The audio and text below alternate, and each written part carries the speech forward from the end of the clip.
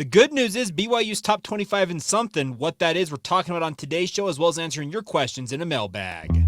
You are Locked On Cougars, your daily podcast on the BYU Cougars, part of the Locked On Podcast Network. Your team every day.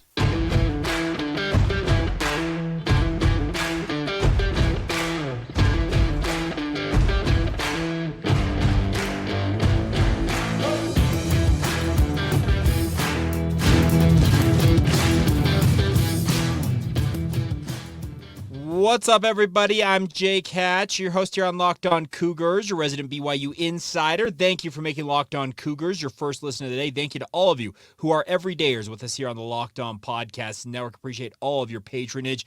Today's show is brought to you by our title sponsor, our friends over at Bird Dogs. Today's episode brought to you by the Bird Dogs team. Go to birddogs.com/LockedOnCollege, and when you enter the promo code LockedOnCollege, they'll throw in a free custom Bird Dogs Yeti-style tumbler with every order. We'll tell you a little bit more about Bird Dogs as today's show progresses. But diving right in on today's show, BYU's transfer portal haul this offseason is something we have chronicled heavily throughout the past few months, actually longer than that. We've go all the way back to January, so 6 months? I don't know. It's been a long time, but a lot of storylines involving BYU and their work in the offseason to upgrade their talent base as BYU gets ready to jump into the Big 12 Conference, and it's obviously made an impression nationally. Now, obviously, the transfer portal is something that's kind of new on the recruiting trail. A lot of services out there very much have added, they've added rankings for these transfer portal deals over the past 2 or 3 years since the transfer portal became a thing, and BYU checks in at number 20, my friends, and that's some good news if you're a Cougar fan,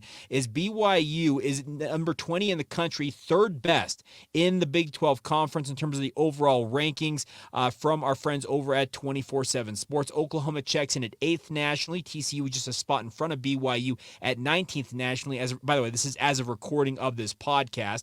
Oklahoma State checking in at 21st, just behind BYU. Baylor 22nd, Houston 27th, and then West Virginia 30th nationally to round out the top half of the 14-team Big 12. Actually, the worst team, according to these rankings, is Iowa State, all the way down at number 81. They are far and away the lowest ranked of all of the Big 12 teams in these rankings, and I don't think that should go unnoticed if you're a BYU fan. The transfer portal has been used to great effect by BYU this offseason because they know, speaking of Kalani Sitake, Aaron Roderick, Jay Hill, on down the list of BYU staff, they know that they have a huge task in front of them. That is competing at the Power 5 level year one in the Big 12 as they get going just 87 days away from today. Happy Ethan Erickson Day to all of you out there, by the way. Check out our shorts on YouTube for our player countdown series we've been doing since day number 99. But with regards to looking ahead at what's going on, BYU has brought in, the tracker is kind of weird. I've seen places where it says BYU's brought in 21 players. By my count, BYU has got 20 players they have brought him via the transfer portal. And as Casey Lundquist over at Cougs Daily, part of Sports Illustrated, notes, BYU could have anywhere between 8 and 12 potential starters who are transfer portal additions this season. And I agree with him, actually, with his breakdown, because he went through the list and he said that there were upwards of 16 guys he thought could start for BYU game one against Sam Houston State. Obviously, those include Keaton Slovis, Isaiah Banya, Caleb Etienne, Aiden Robbins, Eddie Hecker, Jackson Cravens, Paul Miley, and AJ Vongpachon. He also mentions Camden Garrett, Ian Fitzgerald, Dion Smith, Harrison Taggart, Jake Eichhorn, Keelan Marion, Darius Lasser, and Waylon Lapuaho. I can't argue, honestly, against any of those 16 names that he listed in this article for Cougs Daily. You can go to si.byu.college, I think, /BYU for more on this. And as he notes, he thinks that there is multiple positions where a transfer could start. Linebacker, wide receiver, obviously, offensive line, cornerbacks, safety, that type of opportunity exists out there for BYU. So it's not crazy to think, like what you just stated, that BYU could have 8, 9, 10, 11, 12 guys who are transfer portal additions this offseason alone who are starting for BYU against Sam Houston State. Now, is that an indictment on the current state of BYU's roster? No, I don't think it is. BYU graduated and moved a lot of guys through the program over the past 2 years who are upperclassmen, who are hanging around where those COVID juniors and seniors have had all that extra eligibility, and BYU benefited from their experience. But over the past 2 seasons and even this upcoming season, you're going to see the vast majority of those guys age out of the BYU football program. Some of these transfer portal players are taking advantage of those COVID extra seasons to come and play for BYU, but regardless, it's been a boon, a big-time boon to BYU's chances in the Big 12 Conference to have used the transfer portal as effectively as they have. I think that BYU ranked number 20 in the country is a very good spot to be for BYU, and I would fully expect, by the way, this is just a personal tidbit. I've not heard this from anybody. I think that you'll continue to see BYU load up via the transfer portal so long as they continue to find talented players out there that they think are difference makers for them. That's the thing about this is BYU's not just going to take any transfer. That's the one thing I think gets kind of overlooked or I guess overblown with regards to the transfer portal. I've seen some people on social media say, well, BYU's relying too much on the transfer portal. Folks, every program is relying on the transfer portal. It is a new day and age. It is college free agency, for lack of a better term. You can guarantee that when Alabama, Georgia, just think of the top teams in the entire sport, when they're taking on multiple transfer portal targets and they're bringing them into their programs during this offseason that's still ongoing, you can guarantee BYU be dumb not to do this. BYU will continue to build their roster as much as they humanly possibly can via the high school route. Obviously, you want program guys who are going to spend maybe 4 or 5 years at BYU helping build the culture and being those guys who are kind of the glue of the BYU football program. But anymore, with the ability to transfer at whenever you want, speaking of these student athletes, it's obviously going to make it a very important part to use that transfer portal to bolster your lineup. Like I said, there may be years where BYU brings in 5 to 10 guys versus maybe the 20 plus that they've brought in this offseason, but still, you can guarantee it will be part of how BYU builds their rosters until there comes a day that they make a change via the NCAA of how the transfer portal is going to operate. Do I see it ever going back to the way it was where you have to sit out a year? Absolutely not, and nor should it. It should give these student athletes every opportunity to find the right situation for themselves. Kalani Sitake has been very adamant from the get-go that he is willing to bring guys into his program via the transfer portal, but also let guys move on via the transfer portal out of the BYU football program if it's in their best interest. He wants, and he's a former player who can speak directly to this because he did not have this quote-unquote freedom that when he was a student athlete at BYU to find the best situation for themselves. He makes calls on behalf of multiple players that have transferred out of the BYU football program, trying to find them the best situation for them to succeed in their playing careers. College football players have a finite period to really capitalize on their talents and their abilities because it's a 4 to 5 year window that you really have a chance to show what you're capable of doing. So expect BYU to continue to bring in multiple guys every single year via the transfer portal, but at the same time, expect to see multiple guys exit the program. But let me also caution one other thing. Don't get too high or too low on guys coming in versus going out. Sadly, it's kind of taken away some of that, loyalty to a program. And I don't necessarily think it's the worst thing in the entire world, but at the same time, it does hurt in terms of the overall go out there for alma mater and support your boys. So it's a crazy, crazy world out there via the transfer portal. I've got no qualm in saying that, but I do think BYU ranked number 20 in the country via the transfer portal rankings. It's a great spot to be in because I really do think BYU could have a large contingent of their starters this season that were guys that were added to the roster this offseason via that portal, and it's going to give BYU a major benefit, I think, going into the Big 12. It's going to give them a bigger opportunity to be a more competitive football program than they would have otherwise had an opportunity to be. Will it ultimately pay off with 8 or 9 wins? No, I don't think so. I think that 6-6, very much. You get to a bowl in year 1 in the Big 12, I think that'd be a pretty solid accomplishment, actually, frankly, a massive accomplishment in my mind, and anything beyond that would be absolute gravy, and we'll have to sit back and wait 87 days away from today when BYU takes on Sam Houston State there at Lavelle Edwards Stadium. All right, coming up here in just a minute, we'll get to your guys' questions. We're doing a mailbag on a Wednesday. We'll get to as many questions that you guys submitted via social media, email, and other methods coming up here in just a moment. First, a word on our friends over at Bird Dogs. Excuse me, I put up the wrong graphic graphic there, but nonetheless, Bird Dogs has been working with us for the past couple of weeks, and the best part is Bird Dogs make you look good, and I can speak directly to this because Bird Dogs sent me two pairs of their shorts. The best part is their stretch khaki shorts are designed to fit slimmer through the thigh and leg, giving you a truly sculpted look. Now, anybody who knows anything wants to look sculpted. We all know that. Bird Dog shorts do the exact same thing as Lululemon, but fit way better. They fit way better than regular shorts that are made of a stiff, restricting cotton. And the best part is they have fixed this issue by inserting cloud knit fabric that looks just like khaki, but stretches so you get a way slimmer fit without having to sacrifice that movement or that freedom. They also use anti-stink, sweat-wicking fabric that keeps you cool and dry all day long. So show yourself wearing your Bird Dogs on camera and talk about how good they look when you're wearing your old, stiffer shorts or pants. Make sure to put it on social media and show it off to our friends at Bird Dogs. The best part is you can go to birddogs.com, get one of these really cool Yeti-style tumblers when you use the promo code LOCKEDONCollege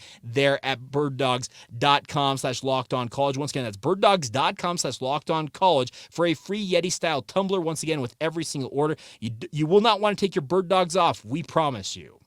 Thank you once again for making Locked On Cougars your first listen of the day. Appreciate you guys being everydayers with us here on the podcast. Hope you guys are having a fantastic day out there whenever and wherever you're tuning in from, whether it's via YouTube, you're watching my lovely face on camera, or if you're listening to us on all the various major podcasting platforms out there. Appreciate all of your guys' input. By the way, coming up on tomorrow's show, we'll continue to look back at all the games in BYU football independence. We're looking at all 155 games. Coming up here in just a little, we'll talk about Boise State, the extended misery for BYU in that season. But tomorrow, we'll continue to look back at that. And also, I've got an idea. I'm going to see if I can pull this off. I'm not going to necessarily give too many details on this. I'm trying to get some intel on where things stand for BYU with regards to what's going on inside the athletic department and some of the other, best practices when it comes to BYU building towards the Big 12. If I can get the information I think I'm capable of getting, we'll probably get to that on tomorrow's show, so stay tuned to that. Be an everyday with us and make sure to rejoin us on tomorrow's edition of the podcast. All right, on to the mailbag. Your guys' time to shine here on the podcast. We do this weekly, or actually bi-weekly. No, is it twice a week? No, nonetheless. But big thanks, regardless, for all of your questions. First question coming in is Matthew Lund. He asks, what will BYU do with the Provo High campus? Obviously, I talked a little bit about this the other day on the podcast. I believe it was on our Tuesday edition of the podcast. I honestly do not know what they're going to do with the Provo High campus.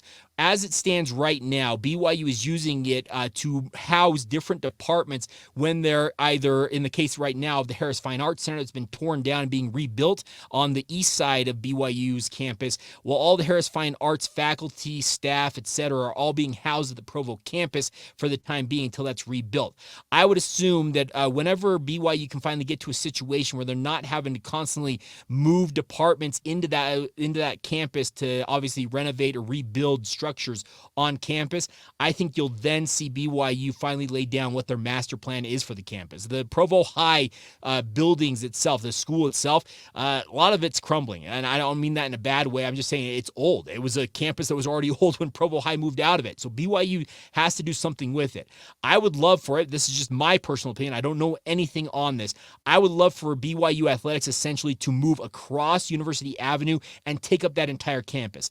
Build sports-specific buildings, practice fields, give them all of the resources that BYU fans have craved for their athletic department for years, and give that to BYU Athletics. That obviously would give that lower part of BYU's campus to other buildings that could be built for academic purposes, etc., or you could still keep them for sporting events. But I would move all of the offices, give BYU football a specific facility over across the street there. That would be my ultimate dream. Now, there's also, and I can say this because I do know this part of it, BYU back in 2016 when they were making overtures to the Big 12 and the Big 12 was looking at expansion at that point, did put in a plan, I guess you'd call it a blueprint, whatever it is, that a future home of the next iteration of Lavelle Edwards Stadium could be put on that land on the Provo High campus. Is that going to be the end product of what that campus is used for? No, that does not mean that, but it was put in a presentation given to the Big 12. I have it on very good authority from multiple people who were in the room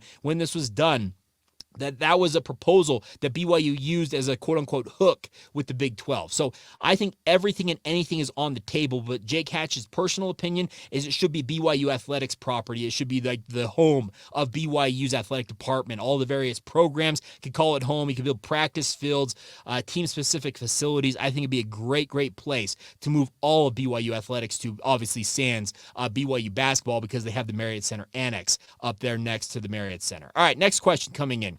Cam asked, Jake, I'm a big fan. I just had a quick question and wanted to know more about the differences in this year's new defense and the staff / coaching versus last year, and what changes are needed to be made to have a better, more complete defense. He says, especially when it comes to defending the run game. Cam, I think it's a great question. I can tell you the one thing about this is that Jay Hill preaches what Bronco Mendenhall used to call fanatical effort. You guys probably heard Bronco use those buzzwords during his time as BYU's head coach. He wanted guys who were just absolutely going to go all out every single play and play with their hair on fire, to use another analogy. That is what Jay Hill's after. Obviously, Jay Hill knows that BYU's defense was not up to snuff last year. He has done a very good job at getting back to the basics with BYU's defenders. You could ask any one of them, and I know a number of you probably have association with one or two BYU players, and if they're a defensive player, ask them about how basic they broke it down this past spring. And it was not a bad thing, because BYU absolutely needed to break it down. More tackling drills, more pursuit drills, how to go in and strip balls. They were breaking it down bit by bit, and that's the right way to go about rebuilding this defense. Start literally from ground zero. These are guys who have played football their entire lives, but they get into bad habits, and they had a lot of bad habits last year. I'm not pointing out any individual player. It was across the board. Even the coaching staff got into bad habits, and it was a big issue for BYU. So I think to answer your question simply, I just think that Jay Hill has tried to go back to square one and build from there. Is it going to be a finished product year one and obviously game one against Sam Houston State for BYU's defense? Absolutely not. It may not fully be implemented for the full year upcoming for BYU football, but I would expect incremental increases in terms of the overall output, play, defensive cohesiveness, whatever you want to term it. I think you'll see incremental progress along the way, but keep your eyes out for it. I just think that the effort level alone could make a big difference for BYU's defense than it was a year ago. All right, next one. Claymore asked this. Given the depth of the running back position, would you move Miles Davis back to wide receiver? Claymore, speaking personally, I would consider it. I think that he is a guy who played wide receiver in high school, came to BYU, made the transition to running back, has showed promise, suffered back-to-back broken bones in both of his feet, by the way, and has battled back from that. Maybe, just maybe, it's worth giving him a look at wide receiver, because he may very well be buried on the depth chart at running back. I think it would not be a bad idea to give him a run and see how he looks at wide receiver. Does that mean he's going to show up and immediately become one of the top 3 receivers for BYU? I don't think so. I think he'd still be buried on the depth chart, so to say, at wide receiver. But if he is that far down at running back, what's the harm of potentially trying him out at wide receiver, or potentially, if it doesn't work out there, moving him over to safety on defense? We'll see. I think he'll stick at running back personally, because I just think that's the position he's been tabbed to play for BYU. But hey, only time will tell, and we'll see what happens. So my personal opinion, Claymore, they should give it a shot and see what happens. Next question, Greg Romano, a good long-time listener. By the way, all you guys who are weighing in here, I think, are pretty long-time listeners, so thank you. Says, what long-term ramifications, if any, will this week's Built Bar controversy have on future NIL deals? Do you think that Built Bar or other companies will have second thoughts about providing NIL deals en masse? I do think that you will, as I think, what was it? I was reading Extra Points, a great newsletter that's put out by Matt Brown. If you're not reading it, I would encourage you to do so. extrapointsmb.com. That's not a plug. I'm not paid to say that. I've been subscribed to Matt since he started the newsletter. He wrote a really good piece for Extra Points on this, and I think the key takeaway from all this is if you're going to enter an NIL deal, get it in writing, get it in a contract, get it on paper, so that way you know exactly what is expected, when you can expect to be paid, what the expectations of where that money is going to go are. Just make sure it is all written down. Do I think it's going to affect BYU's long-term NIL deals? I don't necessarily think it will. That's my personal thought on the matter. I could obviously ask some people who are more in the know on that, but I think Built Bar has stepped up to the plate and tried to make sure that they are taking care of BYU's players when they really didn't have to, by the way. They gave them that extra $600 a piece. That's $75,000 nearly in extra money spent out of pocket by Bill Barr and CEO Nick Greer. But I do think that BYU will get past this. Is it going to be used against them on the recruiting trail? Absolutely. You can guarantee that other teams are going to use that against BYU, even ignoring the context of it all. That's the tough part about this, is it's going to be completely ignored, the context of all that situation, and the fact that it came out with a good ending at the end. You can guarantee that part's going to be left out as well. It's going to be used as a negative against BYU, and it's unfortunate, but it's kind of how the recruiting game goes. All right, next question coming in here from JT Kuchera. And JT, I know you and some of your other family members listen to the show. I apologize if I butcher your guys' last name. I believe it's Kucher. If it's not, let me know. Please send me a note and let me know how to pronounce it correctly. But regardless, here's the question. What does BYU need to do to win the state of Utah in terms of recruiting? Is it something that has to do with facilities upgrades and NIL and things like that? Or is it just as simple as winning football games? Frankly, JT, I think that BYU winning football games go a huge way to BYU becoming the darling of all these recruits' eyes. I don't say this lightly, but there are a number of high-level athletes who are young men who are in the high school realm right now who are high-level athletes. Think about what the dominant team in terms of overall winning has been over the past 10 or so years. It's been Utah, sadly. And I don't say that lightly because BYU's had good moments, but obviously the head-to-head with the rivalry outside of the last game BYU won against Utah, Utah has dominated that rivalry. The youth, the growing up years of many of these young men, they watched Utah dominate BYU. That's why Utah is still the quote-unquote sexy team out there. If BYU can start beating Utah regularly, start putting up some pretty good seasons in the Big 12, that could flip very quickly, but it is obviously going to take winning football games, but at the same time, upgrading facilities, having NIL opportunities that are unsurpassed, that type of stuff can help as well. BYU will still be able to pick off their fair share of recruiting wins. Don't quote me saying that I'm all doom and gloom about BYU's recruiting prospects in the state of Utah. I'm just saying if they want to become that team that's on everybody's mind, like from minute one, you got to win football games. You got to be that sexy program out there. And we'll see what happens. It'll be interesting to see where it ultimately lands for BYU. But I'm interested to see how BYU moves forward with this as well, in terms of just making sure that they are in the mix for more of these young men. Because I, for one, would love to see more of BYU's athletes, more athletes coming to BYU via the high school realm and getting more of those high-level athletes in particular. And by the way, telling the Big 12 and the Pac-12, stay out of Utah. It belongs to the in-state schools, particularly BYU. I'd love nothing more for that than for that to happen, honestly. All right, I am only like halfway through these questions. So you know what we're going to do? I'm going to call an audible. On tomorrow's podcast, we'll answer the rest of those questions. We'll do that on tomorrow's show, so stay tuned for that. I do have one more I wanted to get to because I was going to talk about this in our final stanza of today's show. We're going to talk about BYU losing to Boise State back in 2017, as well as a basketball update on the recruiting front. Robbie McCombs, who is just an absolute guru with BYU basketball recruiting, has an update on an athlete that BYU has BYU in their top 4 in terms of their wish list. We'll talk about all that as we continue on right here on Locked On Cougars. Now, a word on our friends over at Perry Homes. They're working with us for months now. The best part is Perry Homes has got the options for you. Whether you're a first-time home buyer, you're looking to build your legacy dream home that's set upon a hill that you're going to retire in and potentially die in, whatever it is, whatever you're looking for, anywhere in between those two scenarios, that's what Perry Homes is here for, my friends. The best part is for 50 years, Perry Homes is Utah's premier home builder with communities throughout the state. They got the communities, home designs, and the price points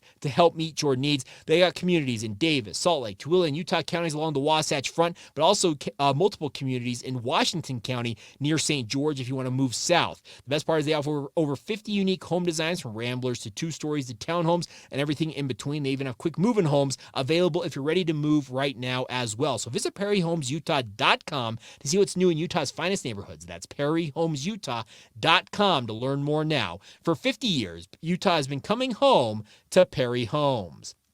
Thank you once again for making Locked On Cougars a part of your routine, my friends. Cannot thank you guys enough for your continued support of the podcast. If you have not done so already, please subscribe, rate, review. If you're watching this on YouTube, right below here, if you have not done so already, hit that subscribe button. Enable notifications by hitting the bell right next to it, so that way when a new episode drops, you're notified of it right away. If you're listening to this on Apple Podcasts, leave us a 5-star rating. That's all we want, honestly. I want those 5-star ratings, as well as a comment or two what you like about the show, what you'd like to see improved. If you got a question for the mailbag, swag you want to drop in there, I'll see those as well. Thank you so much in advance for doing that. We've kind of slacked off over the last few months on asking you to do that. So going to be a renewed effort this summer to get all of you who have not done that quite yet. There's hundreds of you that have done it, but if you have not done it yet, please consider doing so and obviously helping us support the podcast. It helps the algorithms out there on YouTube, on Apple Podcasts, Spotify, and the like. They like it when you guys interact with the show and obviously give us some praise. So appreciate you guys doing that in advance. All right, two more things before we go on today's show. Robert Nunley sent in this question, and he tagged the article I was going to talk about. He asked this: what is the latest with this Ibrahim Sacko and his interest in BYU? Now, if you don't know that name, Ibrahim Sacko, and I hope I'm pronouncing his name correctly, he is from Canada. He's a high school player up in Canada, but originally from Guinea, if I'm not mistaken, over in Africa. 6'6" athlete, kind of a wing player, but has a 7'1" wingspan. Gee, where does that sound like? Oh, that sounds like a guy like Fousseyni Traore. But this is a young man who is not built like Fousseyni Traore. According to what Robbie McCombs at Vanquish the Foe is saying, is that Ibrahim should be taking a visit to BYU this next week.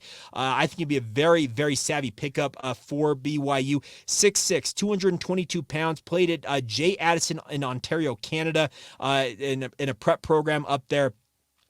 Standing reach of 8'7". Geez, absolutely incredible numbers coming out of the high school ranks up there in Canada.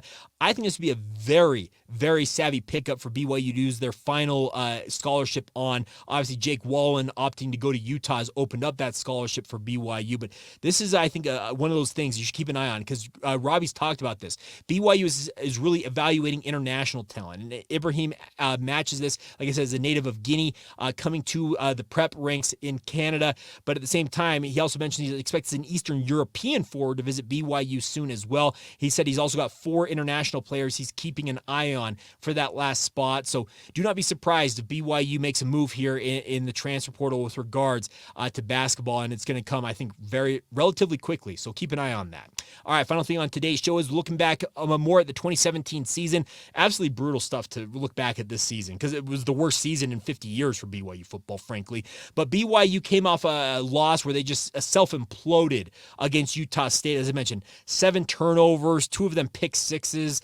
Jalen Davis had a hat trick of picks against BYU. Well, the following week, BYU welcomed Boise State, kind of a middling Boise State team, to be honest, to Provo with the hopes of rebounding and getting their season turned around. BYU was 1-4 on the year, and I remember there was already such a negative vibe around BYU at this point of the season. The question was, is BYU going to be able to turn this around and get to 6-6 on the year? Well, Boise State would do their part to make sure BYU would find it tough to do so because Brett Rippon came in and ended up passing for just 125 yards and 1 touchdown, but Boise State, more importantly, got the win as Alexander Madison ran for 118 yards and 2 touchdowns.